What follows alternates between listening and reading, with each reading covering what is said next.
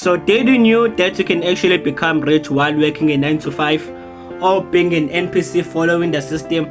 I didn't know that. So today I'll be checking out ways to become rich in 2026. So shout out to the channel that is on the screen. All credit goes to them. Before we begin, guys, don't forget to follow me on Facebook and hit the like and subscribe button. Let's get this video to 1 like.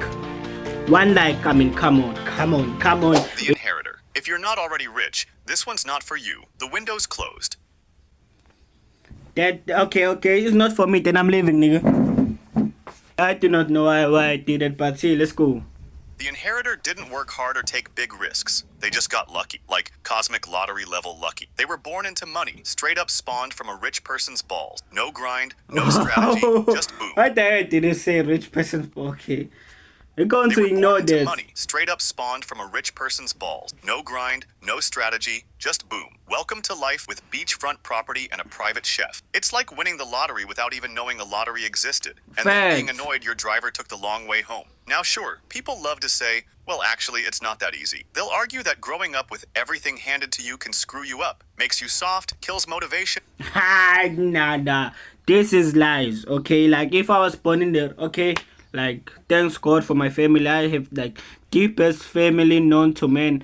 But if my family like was super duper rich, we not poor. We don't think we poor. We not poor. We are good. But if we were rich, oh my God, bruv. Makes money feel like Monopoly cash. And yeah, maybe there's some truth to that. Maybe. But let's be real. It's hard to feel too bad for someone complaining about a lack of purpose while they're teeing off on hole 7 with a Rolex tan line and a mimosa in hand. Even if you've got existential dread, it probably hits a bit softer when you're driving a Lambo to your 18-hole golf session on Tuesday morning. The average Joe. Now this path to getting rich really depends on two things. How you define rich and how fast you want to get there. If your version of rich is yachts and penthouses, this probably isn't it. Facts, like you cannot like own penthouses and like big mansion with a 9 to 5. Like that is like, you know, but if it definitely comes, how do you define rich? Because there are different types of rich. Like my definition of rich, for example, is like having so much money to a point where I can do whatever I want. You know, I can simply like when I'm bored, go to the beach. Because why? I can afford it, nigga. If I'm bored, I can simply like fly to China. Why? Because I can afford it, nigga. That is my definition of rich. But there are people that I want to like make money so I can support my family. You are rich, you are successful if that is your definition of rich. So like it is different, you know. Let's go. Rich means financial stability, owning a house, and not crying when you check your bank balance. You know what I mean? This could work. The average Joe plays it safe. He goes to school, follows the rules, maybe stresses over math class more than he should. Then he heads off to college, racks up a student loan or two, maybe does an unpaid internship where he learns how to fix the printer and get coffee. But eventually, he lands his first real job with a salary and benefits and starts the long climb. Over the next 40 years, Joe chips away at that ladder, promotion by promotion. 40 years! Oh my God, bro. We're talking about 40 years. There are people printing millions out of thin air. Like, what are we doing? 40 years? Come on now. Over the next 40 years, Joe chips away at that ladder, promotion by promotion, tax return by tax return. He might not get rich fast, but he gets richer slowly, steadily, safely. And somewhere along the way, he buys a house, maybe gets a 401k, takes a few family vacations to places with all-inclusive buffets, and slowly builds a life that's comfortable, predictable, and secure. By the time he hits 65 and retires, the average American who followed this path has a net worth of around 1.8 million. That's not young money, but it's not nothing either. That's enough to live well, sleep soundly, and maybe even spoil the grandkids a little. It's the long game, but it works. Meme coin millionaire. You're 16. It's late. Like wait.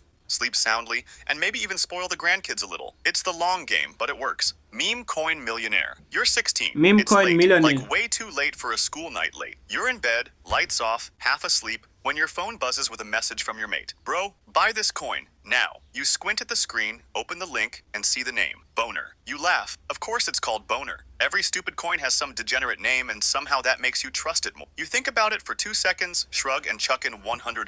This same guy got you into Fart Rocket a few weeks back, and you actually made lunch money off it, so why not? You press confirm, toss your phone on the charger, and jump into bed. Fast forward a month. You're scrolling like you do every day, thumb numb, brain half dead, When something familiar pops up on your feed, a finance bro in a tank top says, "Yo, not financial advice, but boner just rose 69% overnight. I'm fully erect. I mean, fully invested." You blink. Wait, boner? That rings a bell. Did I buy that? You open your crypto app, half laughing at the idea. You dig through your dusty little portfolio of forgotten trash coins, and there it is, boner. You tap into the chart, and it's not just up. It's vertical. Green candles like skyscrapers. You refresh it just to make sure it's real. The number updates. You stare. Your $100 isn't worth $120. It's not even a couple grand. It's $4 million. You sit there, slack. What are we doing? Like not everybody is this, like, you know, like, you know, the easy pet is not actually easy. It's like one of the hardest pets. Like, you know, like if you don't, okay, you know what, I'm going to take my laptop and I'm going to trade all night long, you know, so I can make millions. It's not easy. Like, it's not easy as it sound, but it is profitable. Oh, it's engaging my face. Feeling like you just accidentally won the internet. And then it hits you. You are now a multi-millionaire because you YOLO'd into a coin named after a penis. You've peaked. There's no topping them. So naturally, you do what every financially literate teenage crypto genius does when faced with life-changing wealth. You immediately buy an M4. The entrepreneur. You've tried it all. Dropshipping? Failed? Facts. Like, entrepreneur, like, come on, I'm the entrepreneur myself, you know, in the future, you know. I love this, you know. Hopefully, this nigga will talk about content creation. You immediately buy an M4. The entrepreneur. You've tried it all. Dropshipping? Failed after 3 months. A clothing brand? Launched it, hyped it, sold 3 hoodies, 2 to your mom. A TikTok growth agency? Didn't even finish the website. But what are we doing? Like, oh my god. This nigga is funny. Like, selling 3 hoodies to your mom. It's crazy.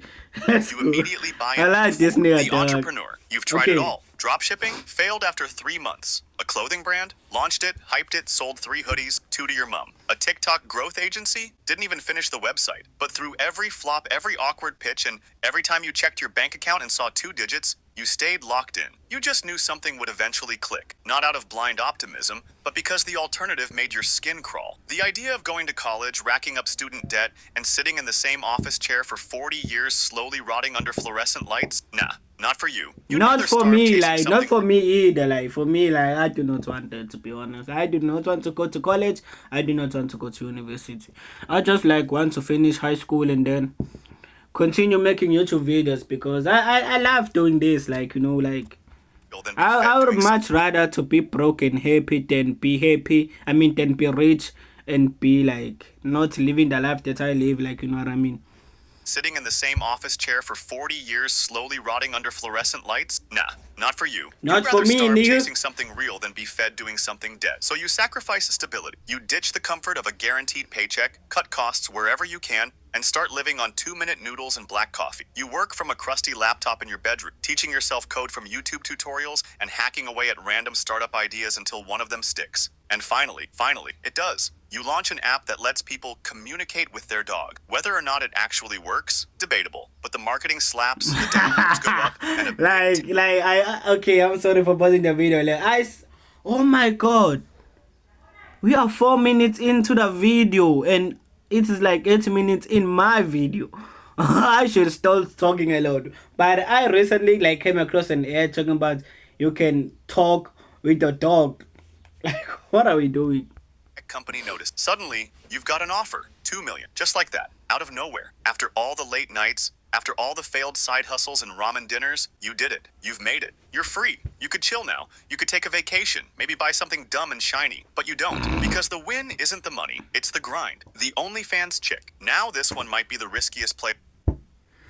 The NPC. The NPC is the silent grinder. No flash, no flex, just pure discipline. You go to school, head down, do what you're told, then call it. Not because you're chasing a dream, but because it's what people do. You graduate, step right into a job, and from there, it's game on. You work every day, sometimes 2 jobs, sometimes 7 days a week. You don't complain, you don't party, you don't chase dopamine or spend money trying to impress people who don't care. You just work, quietly, relentlessly. Your life runs on routine. You never eat out unless it's with a coupon. All your clothes come from Temu or the discount rack at Target. You survive on rice, frozen veggies, and whatever protein was marked down at the end of the aisle. You budget like your life depends on it, because it kind of does. Every dollar has a purpose. Every unnecessary purchase is a betrayal of the mission. You're not trying to live your best life in your 20s, you're trying to buy freedom. And here's the twist. After 15, Like maybe freedom 20 is by far like one of the most years of important this, things in you the do world, it. you You know. actually do it. By age 40, you're debt-free, mortgage-free, and your investments quietly spit out enough cash each year to cover your simple,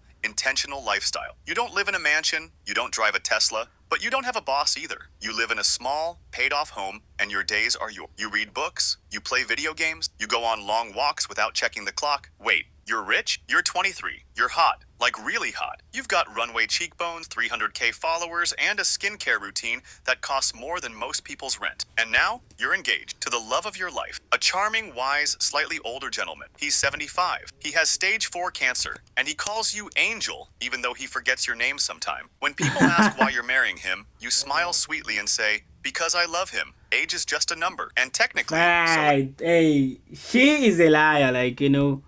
is a bank balance. Everyone around you knows exactly what's going on. His friends know, his nurses know, the waiter at your engagement dinner definitely knows, but you keep the act tight. When his adult children pull you aside and mention his $100 million estate, you widen your eyes and gasp like you just found out Santa Claus is real. Oh my God, What? I had no idea. Cue Oscar-worthy performance. They roll their eye. You roll with it. This is a strategy that technically can't fail if you get to the finish line. No business risk, no taxes, no startup capital. The asset is already acquired. You're not investing, you're inheriting. But let's not pretend it's easy. You can't just Google how to find a dying billionaire. There's no blueprint, no mentorship group, no rich elderly men accelerator on YouTube. And when the will's signed, the final breath is taken, and the dust settles, congrats. You just pulled off one of the oldest wealth building plays in the book. It's not glamorous, it's not ethical, but damn, it's effective. Just don't mess it up by crying too hard at the funeral. You've got a yacht party to plan. The gambler. You walk into the casino, nerves Being a buzzing, gambler, palms come on slightly now. sweaty, and the odds fully stacked against you. You hear the siren call of your favorite game. Like being a gambler, like it's like a 50-50 chance, you know. It's either you win or you lose, like, you know. Roulette. You make your way to the table, you slap your $100 down and pick black. The wheel spins, the ball clacks, everyone watches, and boom, black. You're at $200. Most people would pocket the win. Most people would walk. But you're not most people. You double down. Black again. $200 becomes $400. Your hands are shaking now, not from fear, but from something worse. Momentum. You feel it. The table's hot. You repeat the process again and again. $400 to $800. $800 to $1,600. Before you know it, you've got people gathering around, watching this lunatic casually pressing his entire stack onto black every single time. The crowd's growing, murmuring with each spin. You're not just gambling now, you're putting on a show. $100 turns into over $800,000. You've done it. You've beaten the house in a way that shouldn't even be statistically possible. 13 blacks in a row. The table is silent now. 18 The dealer- blacks is insane in a row consecutively. What? You leave. You take your chips, your luck, your shaky hands, and you cash out. Just like that, your life has changed forever. Okay. You walk out of the casino a millionaire, the influencer. You start Yeah, off the influencer.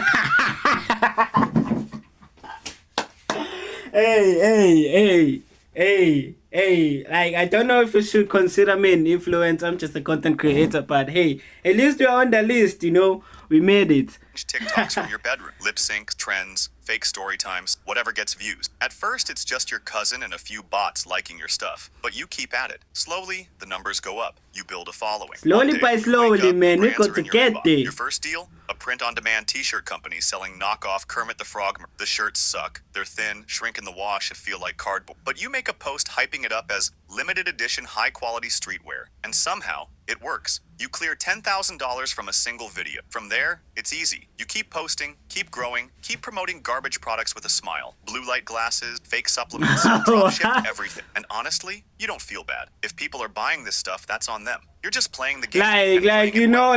like, hey, man, I did my job. Like, you know, why would you hate me for doing my job? Like, are you stupid?